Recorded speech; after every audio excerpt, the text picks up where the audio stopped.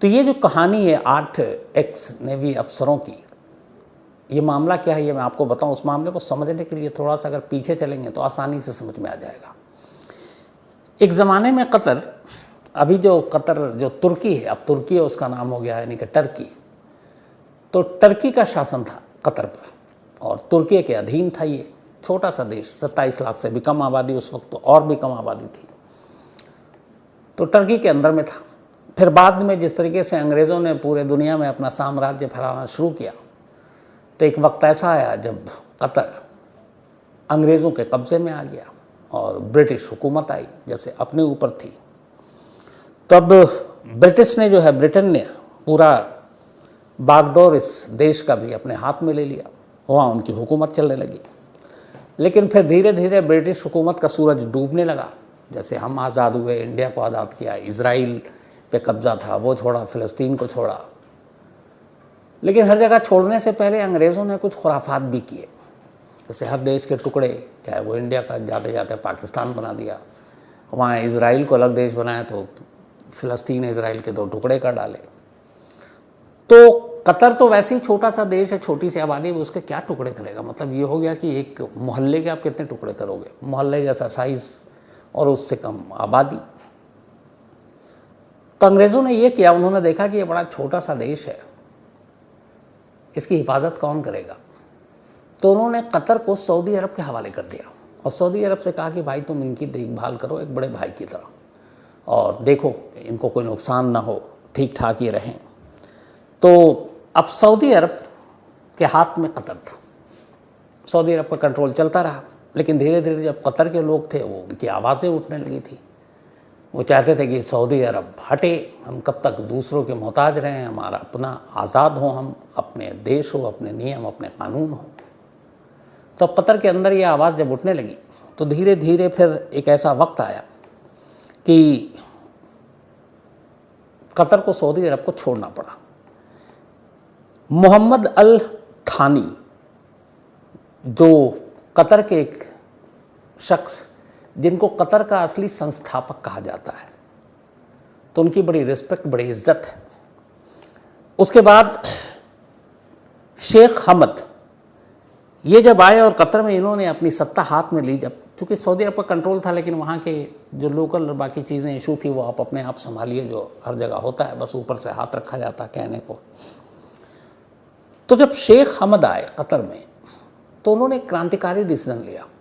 उन्होंने कहा कि अब हम इतने मतलब अपने आप के हम शक्तिशाली हैं कि हम अपने देश की खुद हिफाजत कर सकते हैं, हमें किसी सऊदी अरब और किसी और की ज़रूरत नहीं है। एक तरह से उन्होंने सीधे सीधे सऊदी अरब से कहा कि भाई अब अपना देश देखिए, हमें अपना देश देखने दीजिए। और शेख हमद ने कतर की सत्ता संभालते ही सऊदी अरब से ख़ुद को अलग कर लिया। अब ये है कि कतर पूरी तरह से आज़ाद, पूरी तरह से अब जो मर्ज़ी आए वो अपना, वो और उनके लोग करें। तो अब सऊदी अरब जो कई बरस तक कतर का सरबराह बना रहा, बड़ा भाई बना रहा, अब अचानक एक झटके में कतर अलग हो गया, बोला अब हमें आपकी ज़रूरत नहीं है। तो अब कतर ने सऊदी अरब से अपना दामन छुड़ा लिया। अब ये सारे मिडिल ईस्ट के देश हैं, अरब देश कहलाते हैं, कतर भी है, सऊदी अरब भी है। तो सऊदी अरब को बुरा लगना ये ज़रूरी था कि देखो छोटा सा देश हमें आंखें दिखाकर हमसे अलग हो गया। तो सऊदी अरब और कतर के अंदर रिश्ते के अंदर कड़वाहट आ गई। अब सऊदी अरब को लगा कि इस तरीके से ये चले गए तो अब क्या करें, कड़वाहट थी। इधर कतर को भी मालूम था कि सऊदी अरब नाराज़ है इस बात से कि हम अलग हो गए हैं, तो उसे डर था कि पता नहीं सऊदी अरब कोई एक्शन न ले ले। अब ऐसे में कतर की जो राजशाही, वहाँ चुनाव नहीं है, वहाँ पे किंगडम है एक तरह का। तो उन्होंने कहा कि अब अपने देश की हिफाजत कैसे करें। सऊदी अरब जैसा देश है बराबर में, उससे हमने एक तरह से बैर मोल ले लिया है, ख़ुद को अलग करके। हमने कहा आपकी ज़रूरत नहीं है। अब ये अपनी सेना कैसे बनाएं, ले दे के कुल तब तो 20 लाख के करीब भी आबादी नहीं थी, अब तो खैर 27 लाख से थोड़ा नीचे है। तो उन्होंने कहा कि हम तो कुल मिला के आबादी इतनी है कि शुरू होती है और ख़त्म हो जाती है। अब इतनी सी आबादी में, इतने बड़े देश में, छोटे से, कहाँ एयरफोर्स, कहाँ नेवी और कहाँ आर्मी, लाए कहाँ से लोग देश की हिफाजत करने। लेकिन पैसा बेशुमार था। बहुत सारे देशों का उन्होंने एग्जाम्पल लिया। उन्होंने कहा एक काम करते हैं, हमारे तो वो है नहीं कि हम ना इतने लोग हैं हमारे पास, तो किसी बाहरी ताकतवर मुल्क को कॉन्ट्रैक्ट देते हैं कि भैया वो हमारे लिए ये सारी चीज़ें तैयार करें।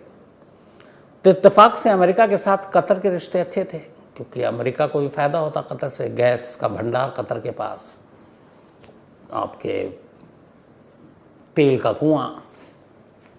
तो अमेरिका के लिए कतर सोने की मुर्गी। तो अमेरिका के ठीक ठाक रिश्ते, कतर ने कहा कि आप हमारे लिए जो है वो सैनिक अड्डा बनाइए। तो इत्तेफाक से अमेरिका ने एक सैनिक अड्डा बनाया था नेवी का, जो कतर के बाहर, और उस वक्त जब सऊदी अरब के ये अंडर में था, तो सऊदी अरब की भी जिम्मेदारी थी कतर की सुरक्षा। तो वही सैनिक अड्डे को ठीक ठाक कर अमेरिका ने कतर को दे दिया, कहा ये लो, और बाकी तुम्हारी हिफाजत के लिए तो हम लोग बैठे ही हैं। तो अब सैनिक अड्डा भी बन गया। अब सैनिक अड्डा बना, उसके बाद कतर ने अपने डिफेंस सिस्टम को भी मजबूत करना शुरू किया, क्योंकि उसकी जो पूरा आप ज्योग्राफी देखें ना, भौगोलिक स्थिति, तो उसे लगता है कि भाई यहाँ पे सारे बड़े बड़े तुर्रम खां देश हैं, सऊदी अरब से वैसे ही पंगा ले रखा है। फिर कतर पे ये भी इल्ज़ाम लगा कि ये हमास को फाइनेंस करता है, जो अभी इजराइल में चल रहा है। तो बहुत सारे अरब देशों ने एक वक्त कतर पे बैन लगा दिया था। तब मुस्लिम देश ही एक दूसरे मुस्लिम देश के ऊपर बैन भी लगा चुके हैं। तो लगा कि कहीं इन लोगों का थोड़ा दिमाग वमाग घूम गया, कभी हमला ना करते। तो कतर ने अपनी डिफेंस सिस्टम, अपनी सुरक्षा को मजबूत करने का फैसला किया, ताकि ऐसे किसी भी हमलों से ख़ुद को बचाया जा सके। अमेरिका ने उसकी मदद की। उसके बाद अब कतर ने अपने सैन्य अड्डे और ये सारी चीज़ें बनानी शुरू कर दी। अब चूँकि लोग कम थे, शुरू में मैंने बताया, तो अब इनको बाहर से करना है, तो इन्होंने अलग अलग लोगों को एक तरह से ठेके पे काम दे दिया, हमारी सुरक्षा करो भाई। तो इसी दौरान एक कंपनी की एंट्री होती है कतर में। इस कंपनी का नाम है अल दहरा ग्लोबल टेक्नोलॉजीज़। अल दहरा ग्लोबल टैक्नोलॉजीज़, असल में ये कंपनी ओमान की है। ओमान भी पड़ोसी देश है। तो ओमान के एक रॉयल ओमान एयरफोर्स, उनके रिटायर्ड स्क्वाड्रन लीडर हैं, उनका नाम है खामिस अल आज़मी। तो खामिस अल आज़मी ये रॉयल ओमान वायुसेना के एयरफोर्स के रिटायर्ड स्क्वाड्रन लीडर, ये इस कंपनी के सीईओ हैं। यानी कि खामिस अल आज़मी जो है ये ओमान के सिटीज़न हैं और अल दहरा ग्लोबल टेक्नोलॉजीज़ के सीईओ हैं। ये एक प्राइवेट कंपनी हो गई। अब इस कंपनी का काम क्या है? इस कंपनी का काम ये है कि ये कतर को डिफेंस, उनकी मतलब रक्षा, सुरक्षा और दूसरी तरह की जो सरकारी एजेंसियां हैं कतर की, उनको ट्रेनिंग देना और उनको खुद के डिफेंस के लायक बनाना, अपनी हिफाजत करना, अपने देश की हिफाजत करना, उसके लिए।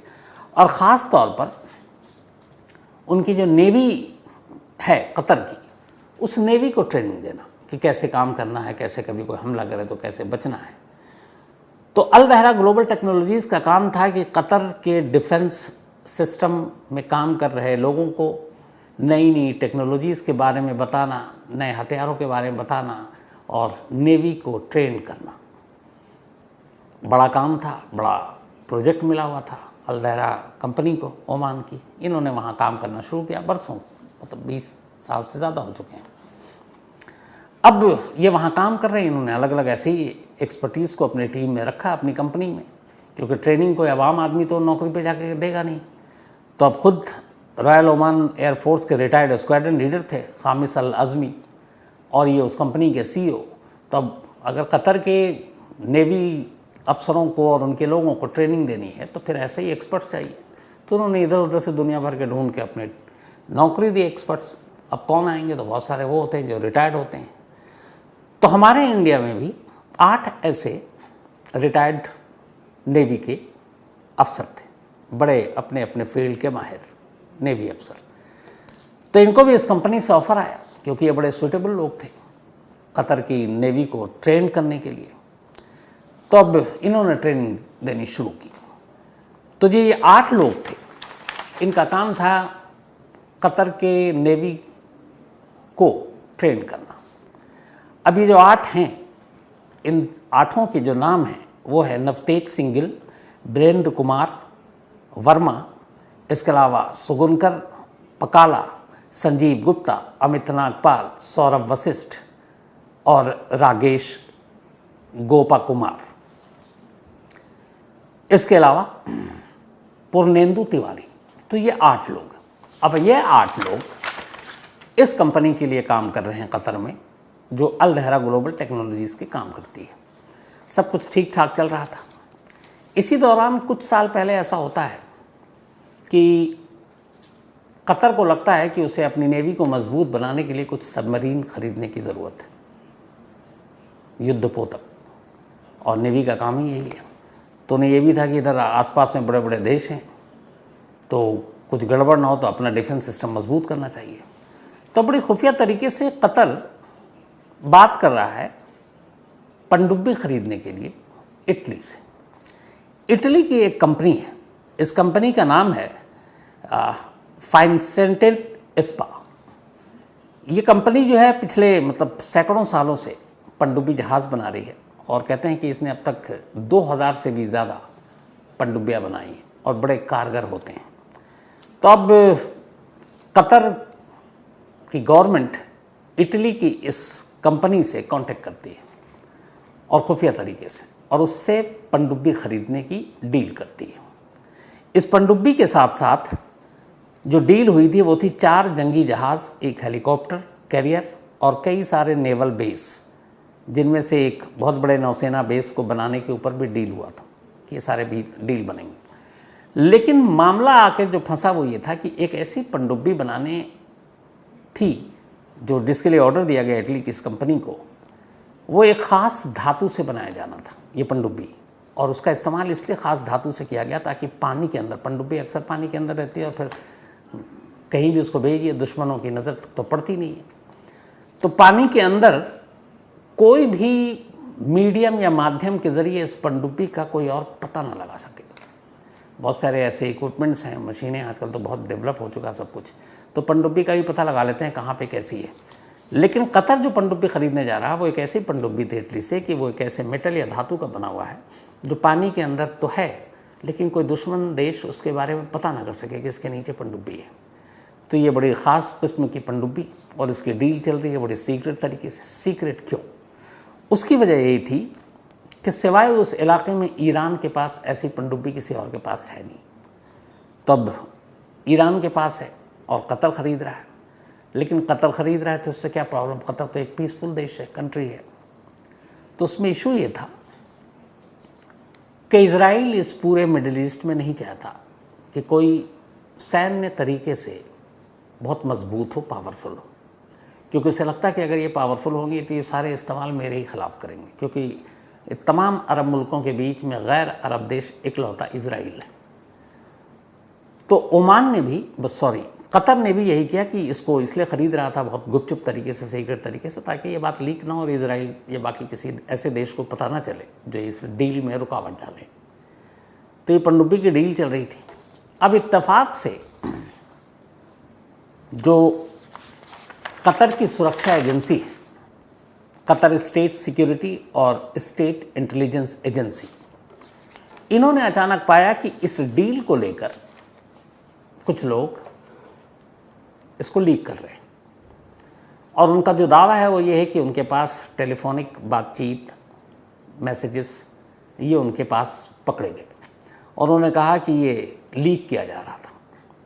अब कुछ मीडिया रिपोर्ट्स, हालांकि अभी तक कतर ने कहीं ये नहीं, इजराइल का नाम नहीं लिया है, न कुछ जो इनके चार्जेस हैं वो पूरी तरह से बताया है कि क्या है, लेकिन कुछ मीडिया रिपोर्ट्स, जैसे कतर का ही एक चैनल जो पूरी दुनिया में मशहूर है, अल जज़ीरा, ये कतर से ही ब्रॉडकास्ट होता है। तो अल जज़ीरा और बाकी जो कतर के करीबी देश को, तो कुछ मीडिया रिपोर्ट्स के ज़रिए आया कि ये इन्फॉर्मेशन जो पनडुब्बी ख़रीदी जा रही थी इटली से, ख़ास किस्म की, इसकी पूरी डील और इसकी इन्फॉर्मेशन इजराइल को लीक की गई, ताकि इजराइल इस डील के में रोड़ा डाले और कतर को ये पनडुब्बी ना मिले।